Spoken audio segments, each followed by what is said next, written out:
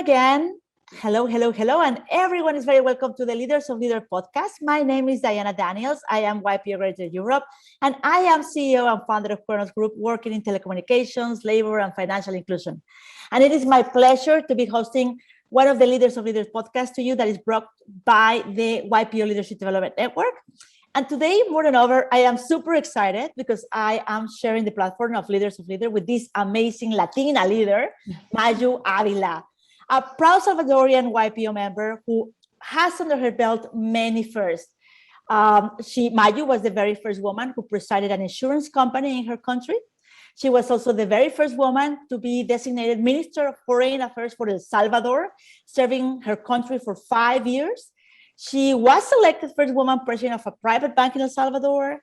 Mayu is currently engaged with Inversiones Visión, her executive coaching and consulting firm in El Salvador. And currently, she also serves as non-executive director of several boards, such as Da Vivienda Banks and insurance companies in El Salvador and Honduras, where she chairs actually the audit and risk committees.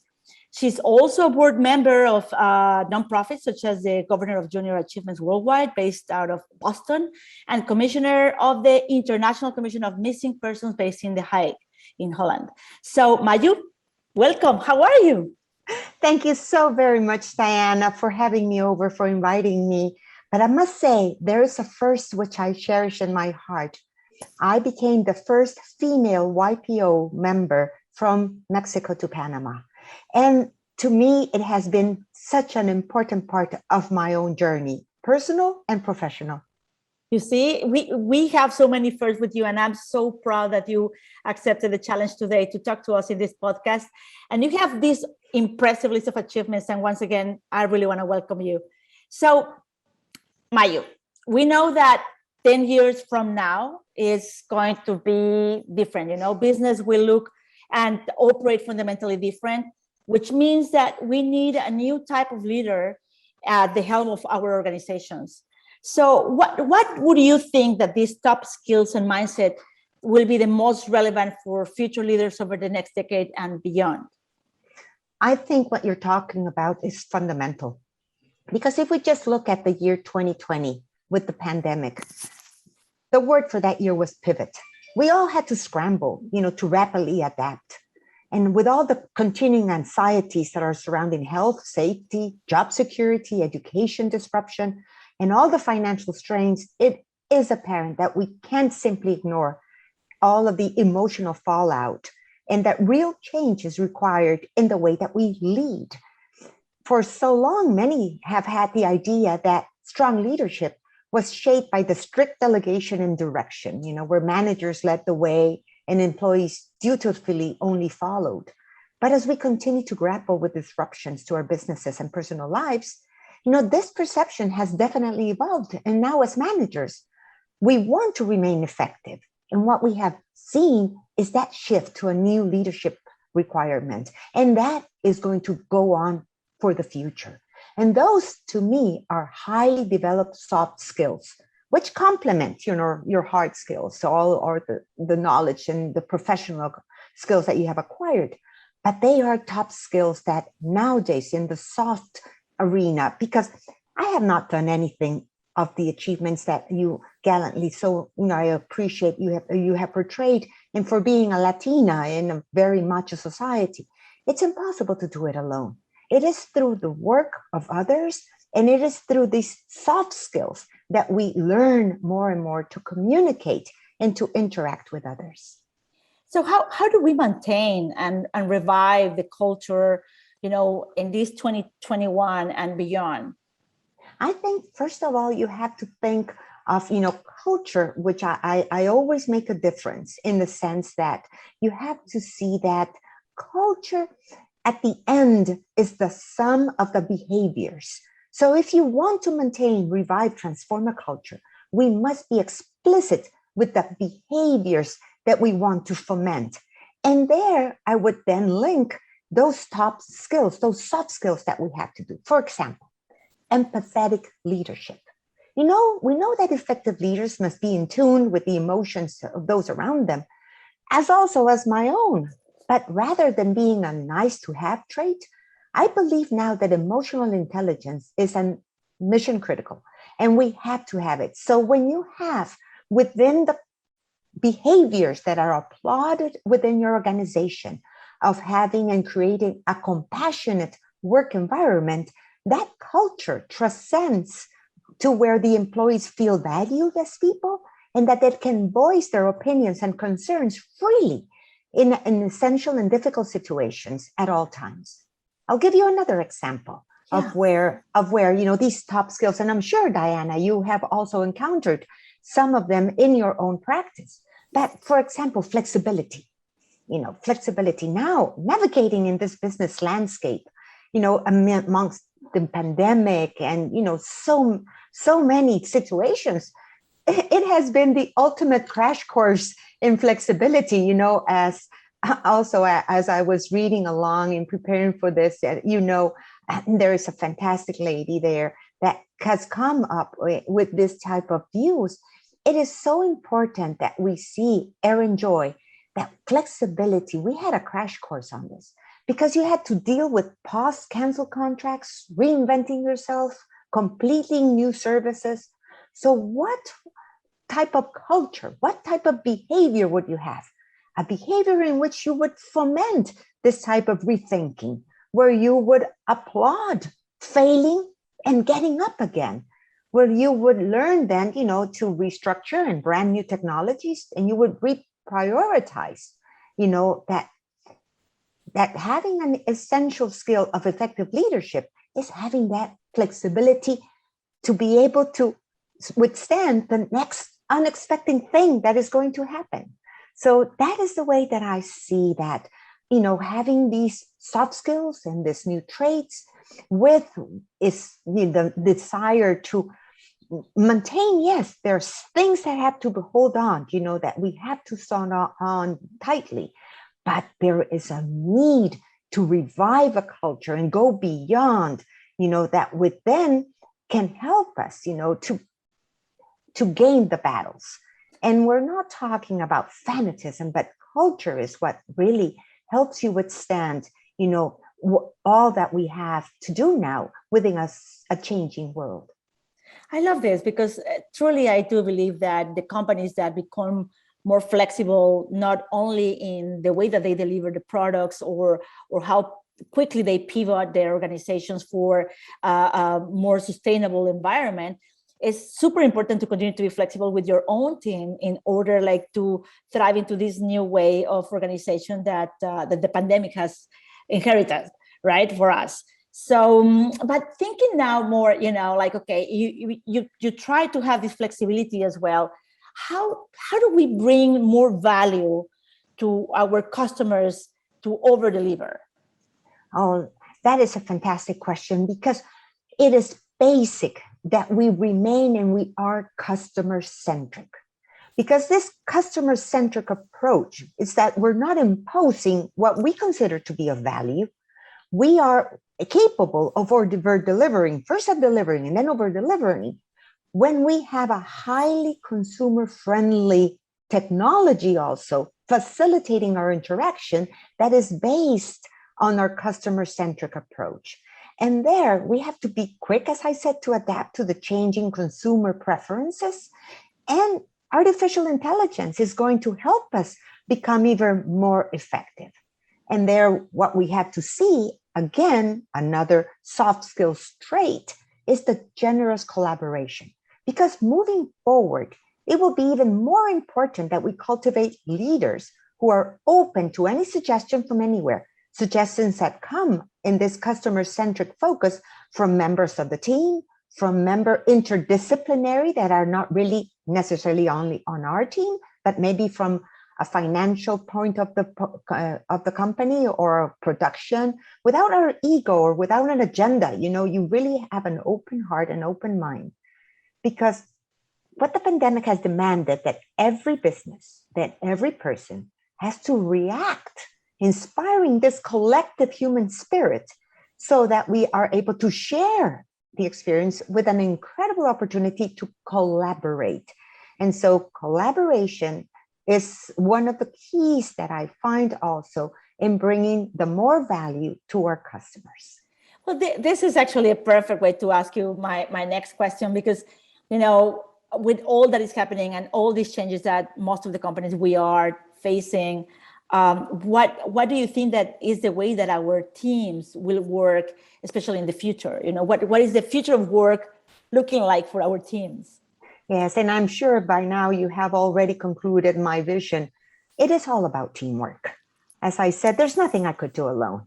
It was every time I had a different position, be it in the public service, being in the private sector, or being in the NGO world. It was all about the team that was with you, the team that you were able to create, the team that you were able to foster. So I do see, together with the pandemic, a hybrid system in which we have virtual and presential interactions at work. Because for me, it's so vital that we have this interaction at work, be it virtual, be it presential, because what is important that we see in this type of team working is that decision making has to be present at the lowest tiers. And that only comes by empowering people. Again, going to your very good question about culture, where you empower the people, where you don't reprimand them, where you foment a behavior which allows them to have more autonomy, so with the greater decentralization possible, which comes at the end, with this work in the future, that we can see things that will remain fixed, yes, but some others will be flexible and others completely freestyle. This will allow us for the innovation, will allow for the team building to grow, and will cement a culture of collaborative leadership. But Mayu, don't you think that, all this change of culture needs to happen mainly in countries like ours? You're from El Salvador, or you're from Mexico, although I live in Barcelona here in Spain, but also, our countries, our markets are a little bit, as you said, a little bit macho cultures. So how do you believe that these leaders, what resources would you recommend to someone looking to gain that type of insight, and then they can become this better leader, especially in the new way that things are happening, and for the future of their businesses? Oh, yes, because, for example, let's take diversity, which is an issue in Latin America, because many times we have not been able to capture the value that diversity brings. Let's just focus on what can be, board membership. Having more women at the top, as member of boards, as member of the C-suite, as member of the teams that are making the decisions, that diversity allows you to be able to bring on much more innovative ways of looking at the customer needs. So we have to become more open. In Latin America, there is a movement that is led, and I would recommend that you look at Dr. Camelia Ely. She is the Dean of the Executive Education at Inkai Business School, and where she has proven in a business case of how having more diverse, and especially women, can be very financially productive for your company. Again, other research which I found very easy to read is Benjamin Elias. Many are, articles that he publishes through Active Campaign of how we become more effective. And again, it is many times in our developing world, effectiveness comes from learning how to delegate, how to increase and empower your team. And the last one I would like to also include, because I've already mentioned understanding artificial intelligence, is Thomas Davenport. He teaches analytics and big data at Babson. And I think that we have to contribute better to decision making, be it, who we are. And if we understand data better, and in Latin America, we're not used to looking at data. And so this is something we really have to learn and dedicate ourselves to doing so. And I would recommend Tom as a leader in that. Thank you, Mayu. So if we think about the 3 takeaways that you could share with other leaders to help become more agile leaders, what are those 3 takeaways that you will give them? Well, I would first of all start with transparency.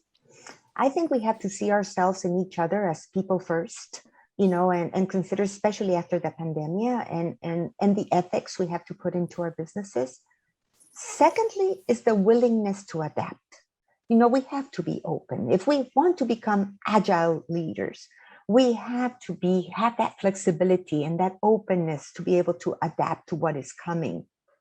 And last, which I already mentioned, is the openness to listen. And that means many times in a conversation, people think, oh, he's a leader because he's leading the conversation. I would challenge that. And I would say he's a leader when he sits down and listens to what other people are saying. And what he intervenes is to ask the correct questions to make that conversation go even deeper. Love it. Love it. So Mayu, this is the moment that I am expecting for because it's super fun. I'm going to ask you 10 questions. And what I want you to do is just answer whatever it comes to your mind. All right? Okay. Super. So here we go. Tea or coffee? Tea. I am a black tea lover. Well, that's good. That's good. It's actually quite healthy. What about morning or night? Morning. You're an early bird. Very good. I am definitely an early bird, not because I wanted to, but because I've been married for 42 years and my husband is a very early riser. So I have had to kind of become, at the end, also part of his alarm system. Good. It's good to adjust always. So what about time, love, or money? To me, it's love. The basis of everything is love. When you love something, you make time for it, and money comes as if you are, devoted and doing what is passionate for you. I agree with you completely. What wanted to be your career when you were a kid? I always wanted to be a lawyer. I would write up because I'm a fourth generation lawyer, but it was very interesting. My father, who was a lawyer, did not want me to study because I was a woman. So it was a battle. I paid for my law studies myself by working. But it turned out, at the end, that he became my biggest fan and my strongest supporter. Who cannot be your biggest fan? Come on. Look, all the things that you have achieved. I'm super proud of you too, Mayu. And I don't know you that much either, but I'm super honored to have you here today. Thank you, Diane. Tell me then, what is the best career advice you ever received? I think the best career advice is to do what you love. You have to choose, because for us women, one of the strongest points that we have is when we learn how to administer our energy. Because energy comes, you have to know where it comes from and how it flows out. Women fall into depression much easier than men. So when you are doing things that you love, when you are engaged in things that are for you purposeful, then your energy will flow in and you will be able to administer in a much better way. And you will be immensely, not only more productive, but you will be immensely happy. Oh my God, this is so nice. Thank you, Mayu. Great advice. Tell me something. If it's not in the place that you're living right now, where will you live? I would always love to live near my family. And because unfortunate, developments in our region, my two sons ended up in the United States. They are brilliant, graduating from Ivy League schools and have wonderful jobs, but they fell in love with, I have one especially in San Diego, who my two grandchildren are there. If I have to, I would live on a plane to be able to continuously visit my grandchildren in San Diego, my other couple in San Francisco. I would definitely be always close. But I appreciate technology. And I am very happy that we're able thus. And I truly value networking through the use of all of the technology that is available for us and to being close to family and friends through them too. Very nice. Yes, we all suddenly love Zoom because it's another way. Why not? So what was the last book you read? Oh, for me, it has always been important, as I was preparing for this, was a book that I was talking about for Thomas Davenport. So how can we turn, um, understand how can we put artificial intelligence to work? Because I do believe that, for example, being in boards, sometimes some board meetings may be very, very boring because it's just reports and reports. But if you have artificial intelligence that is able to work through some of that data, and then we focus not on receiving the report, but looking at the trends. What are the trends that are operating, that are coming up from using that artificial intelligence to be able to understand? So I would, again, recommend, that, especially, as I said, I'm 64 years old, but I love being on, and serving on boards, to be able to foresee and look forward to how to position our companies as we look into how the world is changing. I'm positive that the companies that have you as a board member are so lucky, because you are truly a woman that can give an incredible perspective from different angles. So good for them. So this question is about, what are you afraid of? Oh, I'm definitely afraid of we say it in I'm a Catholic, a Roman Catholic, and we say we fear God. In what sense? Is that we know he loves us, but what is my fear? I know he has granted me many talents, and I don't want at the end of my life to say that all those talents, what I did was hide them underneath a cover, to be able to simply give them back when I have, in the last judgment, to redeem myself for what I did. I am afraid of not putting enough effort, that with those talents, I am able to serve. And that has been an omen for me, is the servant leadership of how can I be more, servant to so many causes and so many different aspects, not only of my country, but also of my region, and lastly, of the world. Thank you, Mayu. I definitely believe you've been a very good servant leader. And indeed, you have put your talents to work. You have so many firsts that not for sure were not easy to get. So I'm positive that you've been doing that. So thinking about things that our two last questions are, what keeps you awake at night? Is there something that is keeping you awake? Oh, yes. To me right now, the possibilities on the world of the fight between authoritarianism and democracy is gaining so much weight, and it's devastating when you see situations like, for example, in Afghanistan, where you see women, again, after so many years of moving forward, how they may have, and you can see that receding. So it does keep me awake of how can we be and have a more humanitarian vision of how we move our world forward. And is there something that, for sure there is, so tell me what makes you wake up? Just knowing that I have another day to serve, just knowing that I will have the possibility of being able to reach out, to help support more and more girls who have already surpassed me.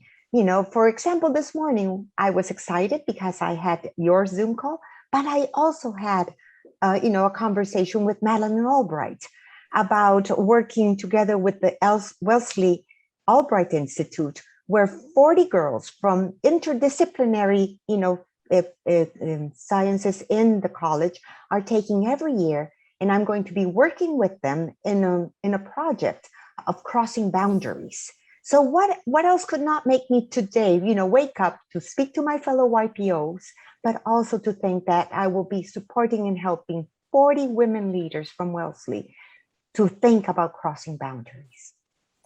Mayu, you are such an inspirational leader. I am so happy that you have spared some time of your agenda to being able to talk to us. This is amazing. I'm very, very grateful for sharing your insight with us, and have the opportunity for more YPOers to know a little bit more about Mayu Avila. Thank you, Mayu. Thank you so very much. And just let me end with Ralph Waldo Emerson. Do not go where the path may lead. Go instead where there is no path and leave a trail. Thank you, Diana.